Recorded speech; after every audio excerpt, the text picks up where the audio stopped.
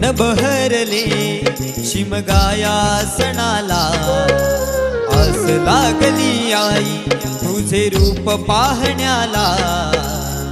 देव माझा एक वर्षान येतो भेटीला, आनंद लागाव खांदा देतो पालखीला। चरणाशी येतो आई आशीर्वाद घ्यायला,